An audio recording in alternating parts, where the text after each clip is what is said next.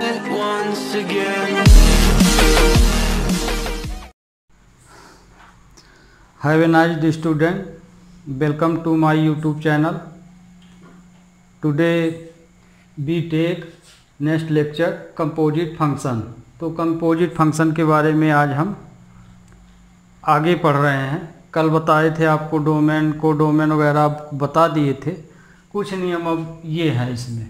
तो कल domain codomain के बारे में बता दिए थे, रेंज के बारे में आपको नहीं बताए थे, तो वो भी हम आज बता सकते हैं। तो डोमेन जैसे पहला देखिए, डोमेन कोडोमेन और रेंज कहाँ होती हैं।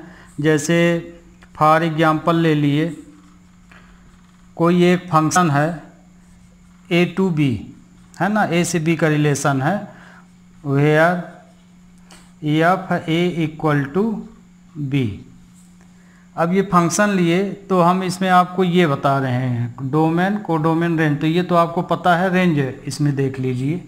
तो जैसे इसमें दो वेन आरेख लिए, है ना, एक ये वेन आरेख ले लिए, तो ये ए है और ये बी है।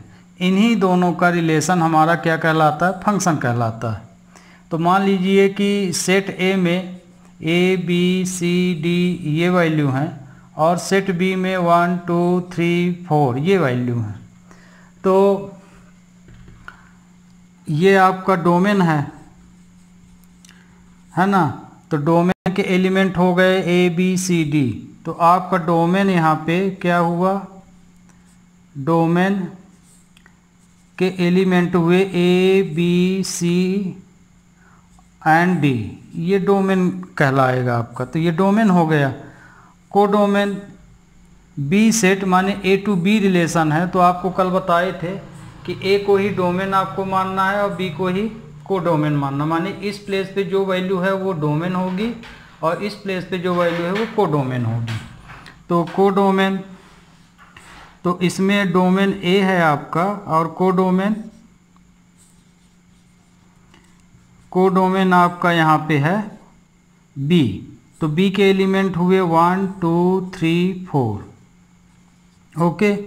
अब इसमें रेंज जो है, तो हम आपको पिछले लेक्चर में बताए थे कि रेंज जो है कोडोमेन के अंदर रहती है। तो अभी जैसे हम रिलेशन नहीं बताए हैं, इसमें सिर्फ ए टू बी के लिए फिगर बनाए हैं। तो इस समय यदि आप बोले बिना रिलेशन बनाए तो इसकी रेंज मानी जाएगी 1 2 3 4, है ना। लेकिन चूंकि हम फंक्शन पढ़ रहे हैं तो रेंज इमेज के अनुसार आपको बताना है। तो कोडोमेन के जिन एलिमेंटों की इमेज बी में बनती है वही रेंज कहलाती है। कोडोमेन के एलिमेंट की जो यूनिक इमेज बनती है या जो भी मेनी वन भी बन सकता है, तो डोमेन के एलिमेंटों की जो इमेज कोडोमेन में बनती है वही उसकी रेंज कहलाती है ना। तो जैसे मान लीजिए हम यहाँ इमेज बनाए देते हैं, ए की इमेज 1 हो गई, बी की इमेज 2 हो गई, सी और डी की इमेज मान लीजिए हम 3 ले लिए। तो यहाँ पे जो हम रेंज लिखेंगे तो रेंज इसमें हो जाएगा 1 2 3, ये रेंज कहलाएगी। तो आपको समझ में आ गया होगा। तो डोमेन में प्रेजेंट एलिमेंटों की जो भी इमेज कोडोमेन में बनती है वही उसकी रेंज कहलाती। तो इन एलिमेंटों की रेंज हो गई 1 2 3। तो आपको ये समझ में आ गया होगा डोमेन कोडोमेन और रेंज। ठीक, फिर ये हो गया आपका पहला वो क्वेश्चन माने एग्जाम्पल, इसके आधार पे। अब मैपिंग देख लीजिए। फंक्शन को प्रूव करने के लिए कुछ मैपिंग प्रूव करना पड़ता है ना। मेन मैपिंग फंक्शन को प्रूव करने के लिए 1 1 ऑन 2 प्रूव करना पड़ता है। तो हम इसमें जो मैपिंग हैं उनको हम ले लिए हैं। तो जैसे ए वाला हम लिए 1 1 मैपिंग। कौन सी मैपिंग, 1 1। तो 1 1 मैपिंग के लिए मान लीजिए ये फंक्शन हमारा ए टू बी ही है, वही हम ले रहे हैं बार बार, और इसका रिलेशन इस प्रकार से है f A equal to B. तो 1 1 रिलेशन के का मतलब ही आप कल भी बताए थे 1 1 कि मतलब कि कोडोमेन के जो एलिमेंट है उनकी जो इमेज बने डोमेन में वो यूनिक इमेज बने, तो वो 1-1 रिलेशन कहलाता है। तो जैसे मान लीजिए ये वेन डायग्राम है, वेन डायग्राम लिए तो ये सेट ए के लिए हो गया, ये बी के लिए हो गया। तो इसमें जैसे ए बी सी डी, तो डोमेन के एलिमेंट ये हो गए, और बी के एलिमेंट मान लीजिए मैं ये ले लिया, ठीक। तो अब इनकी इमेज जैसे ये हम 3 से बना दिए, ये इससे बना दिए, ये इससे, ये ठीक, सामने सामने भी हो सकता है। तो ये देखिए ए का सिर्फ एक इमेज बन रही है 3, बी के लिए सिर्फ एक इमेज 4 है, सी के लिए 1 है ये। तो मतलब कि डोमेन के एक एलिमेंट का कोडोमेन में एक ही इमेज बने, ये बन रहा है या बने, तो ऐसा रिलेशन 1-1 कहलाता। तो हर एक एलिमेंट का अपना पर्सनल सिंगल इमेज है, तो ये रिलेशन आपका 1-1 रिलेशन कहलाएगा। ये क्या कहलाएगा? 1-1, है ना। अब इसमें लिखने का तरीका आपको तो कल भी बताए थे, जैसे एक ए का ये हो गया, ए की इमेज ये, फिर बी की इमेज 4, सी की इमेज 1 और डी की इमेज 2। आपको जैसे इस तरह से क्वेश्चन दिया हो तो आप वेन डायग्राम इस तरह से बना के रिप्रेजेंट कर सकते हैं, है ना। उल्टा तो है, इससे ये बना सकते हैं ए बी सी डी। तो जब हम इसमें सेट के रूप में लिखते हैं तो पहले डोमेन ही लिखते हैं, फिर कोडोमेन लिखते हैं। तो अब आपको पता है कि ये डोमेन होता है, ये कोडोमेन, तो इसमें डोमेन वाली वैल्यू आपको डोमेन में ले लेना है, कोडोमेन वाली वैल्यू यहाँ लेके फिर ये रिलेशन बता देना है। तो आप फिगर भी बना सकते हैं इसके द्वारा ये, तो ये रिलेशन आपका 1-1 कहलाएगा। ओके, अब दूसरा आ गया मेनी 1। तो मेनी 1 कैसे बनेगा यहाँ हम बता देते हैं। मेनी 1 से आप मतलब ही समझ रहे होंगे कि किन्हीं 2 वैल्यूओं की एक ही इमेज बने या 3 वैल्यूओं की एक ही इमेज बने, माने कोडोमेन में प्रेजेंट एलिमेंटों की जब एक ही इमेज बने तो उसे हम बोलते हैं मेनी 1। जैसे आप देख लीजिए एग्जाम्पल में हम बता देते हैं, रिलेशन हम यही लिए हैं, ठीक। तो इसमें भी जैसे ये आप वेन डायग्राम बना लीजिए, ये ए हो गया, ये बी हो गया, तो इसमें भी ए बी सी डी ले लिए 1 2 3 4। तो जैसे ए के लिए इमेज बनी 2, बी के लिए भी इमेज बनी 2, सी के लिए 3, डी के लिए 4। तो ये देखिए इसको हम हटाए दे रहे हैं क्योंकि कंफ्यूज हो जाएंगे, इनटू भी बताना है। तो मान लीजिए ये इमेज बनी, तो यहाँ पे देखिए यहाँ डोमेन में ए और बी 2 वैल्यू हैं, इसकी सेम इमेज 2 बन रही है। और 1-1 नियम क्या है 1-1 के लिए कि एक एलिमेंट का एक ही इमेज बने, लेकिन इसमें 2 एलिमेंट, डोमेन के 2 एलिमेंटों की एक ही इमेज बन रही 2, इसलिए इसे हम मेनी 1 बोलेंगे। क्या बोलेंगे? मेनी 1। तो जैसे ए के लिए 2, बी के लिए 2, सी के लिए 3 और डी के लिए 4, तो ये मेनी 1 कहलाएगा। इस तरह के रिलेशन मेनी 1 कहलाते हैं। आ गया समझ में? तो ये मेनी 1 रिलेशन हुआ। कल आपको ये भी बताए थे फंक्शन में कि डोमेन के कोई भी एलिमेंट खाली नहीं होना चाहिए, अन्यथा वो फंक्शन नहीं कहलाएगा। इधर हो सकता है खाली, लेकिन इधर खाली नहीं होना चाहिए। तो ये मेनी 1 रिलेशन हो गया। तो जब डोमेन के किन्हीं एलिमेंटों का सेम इमेज बन जाए कोडोमेन के अंदर, तो वो मेनी 1 कहलाता है। माने यूनिक इमेज ना बन के, एक से ज़्यादा यूनिक इमेज ना बन के 2 एलिमेंटों का सेम इमेज बन जाए, तो वो क्या कहलाता है? मेनी 1। अब आ लेते हैं इनटू फंक्शन। तो इनटू फंक्शन के लिए मेनी 1 ऐसे बता सकते थे, पर धोखा हो जाता, इसीलिए देखे होंगे कि हम 1 को वहाँ मिटा दिए थे। इनटू फंक्शन, तो इनटू फंक्शन कब होता है? यही रिलेशन लिए, जैसे ये एक वेन डायग्राम बनाए और एक ये बनाए, ठीक। 2 वेन डायग्राम ले लिए ए और बी, इसमें भी ए बी सी डी ले लिए, मान लीजिए 1 2 3 4 ले लिए। ये ए हो गया, ये बी हो गया। तो मैं इनटू फंक्शन कब कहलाएगा, जैसे मान लीजिए इसका रिलेशन मान लीजिए ये हो गया, ठीक, बी का ये हो गया, सी और डी, तो इतना तो अभी आपको बताया ये मेनी वन का काम करेगा, ठीक। पिछली बार देखे होंगे, इसको हम मिटा दिए थे फिर समझाए थे। अब इसमें आप दोनों कंडीशन देख लीजिए।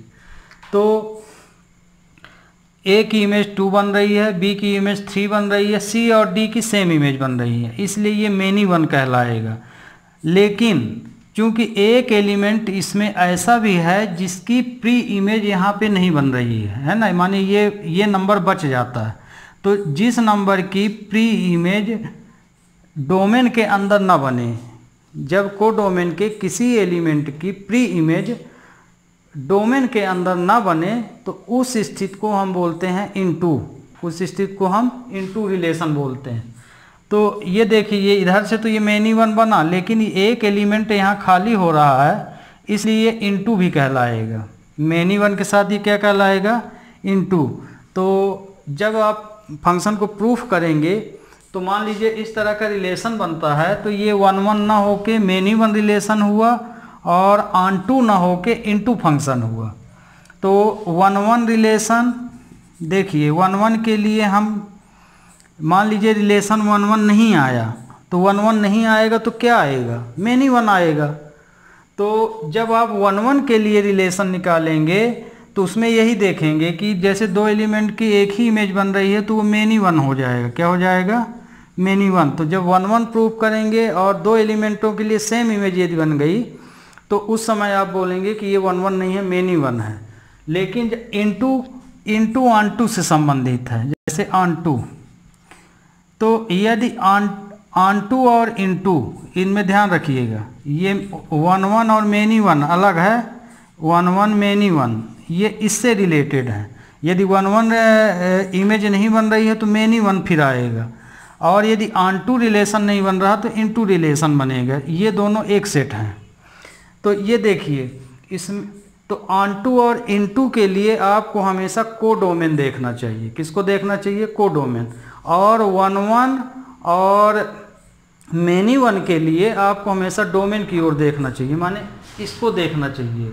तो इसको देख के इधर इमेज देखना चाहिए, और ऑन टू और इनटू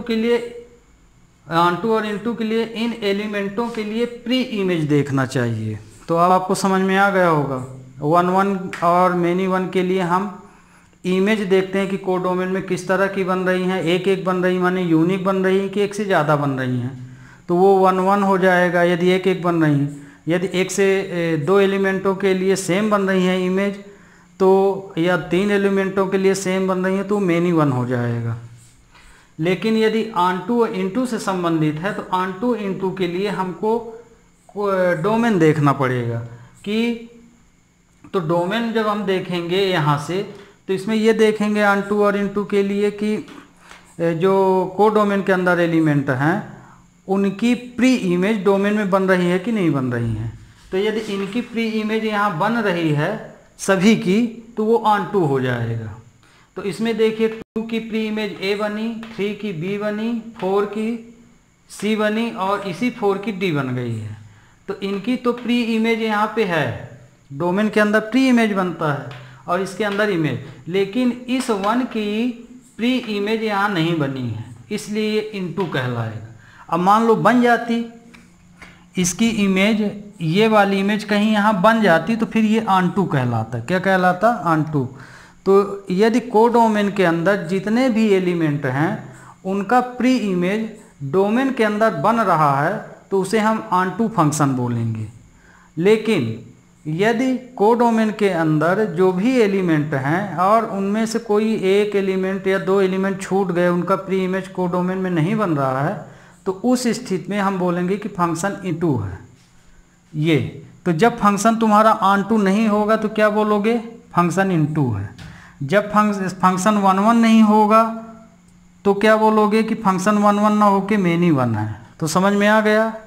तो ये हो गया आपका इनटू, ये ऑन टू मैपिंग है, इसी में हम आपको बता दिए। तो देखिए ये वाला इनटू का हम रिलेशन लिए थे, ये इनटू का ऑन टू का भी हम यही बना देते हैं। ऑन टू के लिए है ये दो सेट लिए, सेम हम यही नंबर ले लेते हैं ABCD 1 2 3 4। तो इसका मान लो ये बन गया, इसका ये बन गया, ठीक, और इसका भी ये बन गया, D का 4 बन गया। मान लीजिए एक एलिमेंट और ले लेते, हो गया इतना, लीजिए इतना भी सही है। तो ये देखिए इसमें भी कोई एलिमेंट खाली नहीं, ना इधर खाली है। ओके, तो मतलब ये कि इधर 1 की प्री इमेज ये है, 2 की भी प्री इमेज भी है और C की ये है, तो इन सब की प्री इमेज यहाँ पे प्रेजेंट है, इसलिए फंक्शन ऑन टू होगा। फंक्शन क्या होगा? Onto. तो ये देख लीजिए ये इनटू क्यों हुआ, क्योंकि इसकी प्री इमेज यहाँ नहीं है तो ये इनटू हो गया, और इन सब की प्री इमेज यहाँ पे है, इसलिए ये ऑन टू हो गया। आ गया समझ में? तो आपका ये ऑन टू इनटू हो गया, और मैनी 1 भी आपको बता दिए। अब कांस्टेंट मैपिंग देख लीजिए, वैसे इसकी बहुत ज़रूरत नहीं पड़ती, पर यह है कि मान लीजिए ऐसा क्वेश्चन है तो आप उसका नाम तो सही लिखेंगे। तो कांस्टेंट मैपिंग ये है कि जैसे मान लीजिए कोडोमेन में कुछ एलिमेंट हैं और इसमें भी कुछ एलिमेंट हैं, तो डोमेन के अंदर जो भी एलिमेंट प्रेजेंट हैं उनकी सबकी एक ही इमेज बनती है, उनकी सबकी एक ही इमेज बनती है। तो इस स्थिति में हम बोलेंगे कि फंक्शन क्या है? कांस्टेंट मैपिंग है या कांस्टेंट फंक्शन है। कौन सा फंक्शन है? कांस्टेंट। तो ये कांस्टेंट का एग्जाम्पल है। तो कांस्टेंट मैपिंग कब बोलेंगे? जब डोमेन के अंदर जितने भी एलिमेंट हैं उनकी इमेज एक ही हो, चाहे 10 डोमेन में एलिमेंट हैं फिर भी वहाँ को डोमेन में एक ही इमेज बनाएं, ना तो किसी से रिलेटेड नहीं, किसी एक एलिमेंट से रिलेटेड हो जाएं। पूरे एलिमेंट को डोमेन के किसी एक एलिमेंट से जब रिलेटेड हो जाते हैं तो उस स्थिति में हम बोलते हैं कि वो कांस्टेंट मैपिंग है। तो ये देखिए ये सब एक ही नंबर से रिलेटेड हो गए, तो इसलिए ये कांस्टेंट मैपिंग कहलाएगी। तो ये आपको हम परिचय दे दिए, है ना। 1 को एक ही प्रतिचित्रण बोलते हैं, ऑन टू को हम क्या बोलते हैं? आच्छादक प्रतिचित्रण। तो ऑन टू को हम आच्छादक बोलते हैं और 1 को एक ही बोलते हैं, ठीक। अब यहाँ देखिए ये नियम तो आपको हम सब बता दिए। तो फंक्शन के सभी नियम हमने आपको वेन डायग्राम द्वारा बता दिए, लेकिन अब हम रिलेशन के अनुसार आपको बता रहे हैं कि यदि मान लो कोई इक्वेशन दे दिया जाए तो उस स्थिति में 1 है कि ऑन टू है कि इन टू है, क्या है क्वेश्चन, क्या किस तरह का फंक्शनलाइज कर रहा है, कैसे पता लगाएंगे। तो आप इसके द्वारा आप देखिए, अभी तक तो ये था कि ए भी कोई नॉन एम्प्टी सेट ले लिए, अपने से ही एलिमेंट लिख लिए और उसी के द्वारा हमने आपको पूरे ये समझा दिए। तो आपको तो वो समझ में आ गया होगा, लेकिन अब क्वेश्चन के अनुसार आप देखिए। तो क्वेश्चन तो आपको ये सब नियम बता दिए हैं। अब आपको हम जो बता रहे हैं माने ये तो आपको वेन डायग्राम द्वारा पूरे नियम बता दिए, आपको समझ में भी आ गया होगा कि इनटू क्या है, ऑन टू क्या है, सब कुछ है ना। और अब हम आपको बताएंगे कि जैसे यदि कोई रिलेशन दे दें, अभी जैसे अभी हम क्या किए थे, दो एम्प्टी सेट ले लिए थे, नॉन एम्प्टी सेट ले लिए थे ए और बी, है ना। माने इस तरह से अभी हम क्वेश्चन ले लेते थे और इसी के आधार पे हम कोई एग्जाम्पल लिख के आपको पूरी चीज़ बता दिए हैं। अब यहाँ पे हम कोई रिलेशन ले लेते हैं, मतलब कि ए बी है क्या, एक ए में कौन से नंबर हैं, बी में कौन से नंबर है ना। मेन स्ट्रक्चर तो आपका यही है, लेकिन अब यहाँ पे रिलेशन के हम लेंगे कि सेट ए के अंदर किस तरह के एलिमेंट हैं और सेट बी के अंदर किस तरह एलिमेंट हैं। अभी तक तो हम लोग ए बी सी डी इधर 1 2 3 4 लिख के पूरी वैल्यू पूरे नियम समझ लिए। अब यहाँ पे जो क्वेश्चन दिया जाता है तो इसको हम क्या बताएं डेफिनीशन में कि ए और बी दो नॉन एम्प्टी सेट हैं। तो दोनों यदि नॉन एम्प्टी सेट हैं तो दोनों ही सेटों के अंदर किस तरह के नंबर बिलोंग कर रहे हैं, सेट ए के अंदर किस तरह के नंबर हैं, सेट बी के अंदर किस तरह के नंबर बिलोंग कर रहे हैं, ये है यहाँ मेन। तो जैसे मान लिए सेट ए के अंदर नेचुरल नंबर है तो फिर इसमें कौन सा नंबर है, इस तरह से। तो आप देखे होंगे अपने बुक में कि रिलेशन इस तरह से लिखे रहते हैं, कहीं एन लिख देगा, कहीं आर से आर रिलेशन बता देगा, है ना, आर से आर, या हो सकता है आर से नेचुरल नंबर हो जाए, या ऐसा भी रिलेशन दे सकता है ना। तो इनका मतलब ये है, ये जितने भी लिखे हुए हैं इसका मतलब ये यहीं से है कि ये दोनों सेट हैं, नॉन एम्प्टी दो सेट हैं, इन सेटों के अंदर अब इस तरह के नंबर लाइज कर रहे हैं। जैसे इस सेट के अंदर ये नंबर लाइज कर रहे हैं, इस सेट के अंदर ये। तो जैसे ये क्वेश्चन लिए तो सेट ए में नेचुरल नंबर है, सेट बी में भी क्या है, नेचुरल नंबर है।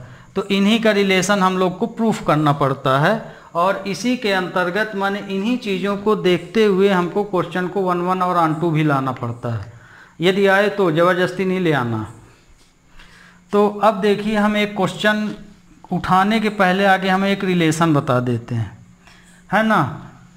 तो जैसे तुम्हारे बुक में एक्स वाई फॉर्म से लिया गया पूरा, हम ए बी फॉर्म से भी बता रहे थे। अब क्वेश्चन हम एक्स वाई फॉर्म में ले जा रहे हैं। तो रिलेशन मान लीजिए इस तरह से है कि एक set A relation to Y है ना, where f x equal to y, same वही चीज़ है, ए की जगह बी रिप्लेस कर दिए हैं, ठीक, ए बी की जगह पे एक्स वाई रिप्लेस कर दिए हैं, वही चीज़ है।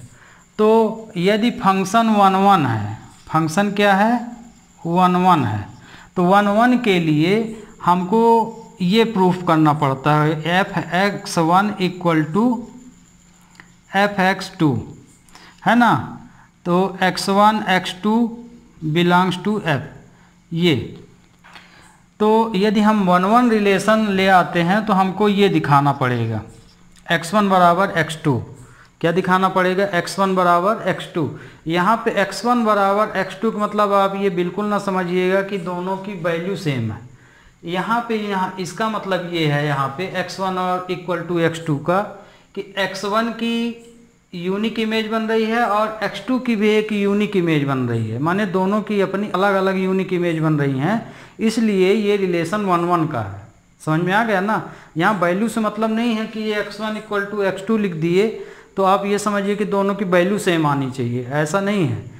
इसका यहाँ पे मतलब है फंक्शन में कि x1 की अपनी पर्सनल एक यूनिक इमेज बन रही है और x2 की भी एक अपनी पर्सनल यूनिक इमेज बन रही है, तो दोनों की अपनी यूनिक इमेज बन रही है, इसलिए 1 1 रिलेशन है, ठीक। तो आपको 1 1 के लिए ये कंडीशन फॉलो करना है, ठीक। तो यहाँ पे जैसे इसमें क्वेश्चन है, यहाँ पे ये दिया गया है इफ, इसी को हम बता रहे हैं, if x1 not equal to x2, यदि दोनों आपस में वैल्यू बराबर नहीं है, दोनों यदि वैल्यू अलग अलग है, यहाँ पे इसका मतलब क्या है नॉट इक्वल टू का कि x1 एक अलग वैल्यू है, x2 एक अलग वैल्यू है। तो इस कंडीशन के लिए एफ x1 जो है not equal to F x2 होगा। मतलब कि जब हम ये वैल्यू लेंगे तो इस वैल्यू के लिए एक अपनी एक इमेज बनेगी, इस वैल्यू के लिए एक इमेज ये बनेगी, इस वैल्यू के लिए अपनी एक इमेज ये बनेगी। तो मतलब कि इसकी भी एक यूनिक इमेज बन गई और इसकी भी यूनिक इमेज बन गई, इसलिए इसी रिलेशन को फिर इस तरह से ले लिया जाता है। समझ में आया यहाँ पे इसका मतलब क्या हुआ, ओके। तो ये 1 1 के लिए रिलेशन है। फिर ऑन टू के लिए आप जो कंडीशन लेंगे वो F x equal to Y लेंगे, F x equal to Y and find value of X, X की वैल्यू फाइंड करेंगे। समझ में आ गया। तो ऑन टू जब कंडीशन आप फॉलो करेंगे तो y बराबर एफ एक्स कंडीशन लेंगे और y बराबर एफ एक्स कंडीशन लेने के बाद x की वैल्यू फाइंड करेंगे। किसकी वैल्यू, x की वैल्यू। तो यहाँ x की वैल्यू जब हम फाइंड करेंगे तो ये कोडोमेन के लिए, ये रिलेशन हम किसके लिए लेते हैं, कोडोमेन के लिए, और ये वैल्यू हम 1 1 यूनिक फिगर के लिए लेते हैं। लेकिन ये वैल्यू कोडोमेन से संबंधित है, मतलब y की वैल्यू कोडोमेन, यहाँ पे y कोडोमेन है और x जब लिख दोगे तो वो डोमेन से रिलेटेड हो जाएगी। तो ऑन टू में हम x की वैल्यू फाइंड करेंगे, ओके। कितना मिनट। तो स्टूडेंट आज बहुत समय हो गया, तो आपको ये रिलेशन हम बताए हैं अभी कि यदि कोई रिलेशन आपको दे दिया जाए तो उस रिलेशन देने का मतलब फॉर एग्जांपल जैसे मान लीजिए हम दे दिए f(x) = x² दे दिए, तो इस क्वेश्चन को हमें ये प्रूव करना है कि ये माने ये वाला जो फंक्शन है 1 है कि नहीं, ऑन टू है कि नहीं, ये चेक करो। तो इसको चेक करने के लिए आपको ये दो रूल इस तरह से लगाना पड़ेगा। 1 के लिए ये वाला रूल लगाना पड़ेगा और ऑन टू के लिए ये रूल लगाना पड़ेगा। तो ऑन टू के लिए आप x की वैल्यू भी निकालेंगे। ओके, तो कल से हम अब क्वेश्चन स्टार्ट करेंगे। तो आज आपको हम पूरे नियम बता दिए, कंडीशन बता दिए हैं। अब आपकी हम कल से एक्सरसाइज लेंगे, है ना। और आज के लिए बस इतना ही है। आप इन्हीं को आज देखिए अपने चैनल में और समझिए उसको, और कल हम फिर नेक्स्ट क्वेश्चन लेंगे। ओके, तो आपसे एक रिक्वेस्ट ये भी है कि आप जब चैनल देख रहे हैं तो आप पूरा देखिए, ताकि आपको एक एक चीज़ समझ में आ जाए। बहुत बच्चे क्या करते हैं कि थोड़ा सा दे के फिर बंद कर दिए, सोचे कि हो गया अब हमसे बन जाएगा ऐसा वैसा, फिर उसी में कंफ्यूज होते रहते हैं। कहीं इधर देखते हैं, कहीं उससे पूछते हैं, तो भी नहीं समझ में आता है। तो इसलिए आप जो भी चैनल देखें, मैं ये नहीं बोला कि मेरा भर चैनल देखें, किसी का भी चैनल देखें, वो अच्छा पढ़ाता हो, यदि आपको उसको समझ में आ रहा है तो उसे मजाक में मत नहीं लेना चाहिए।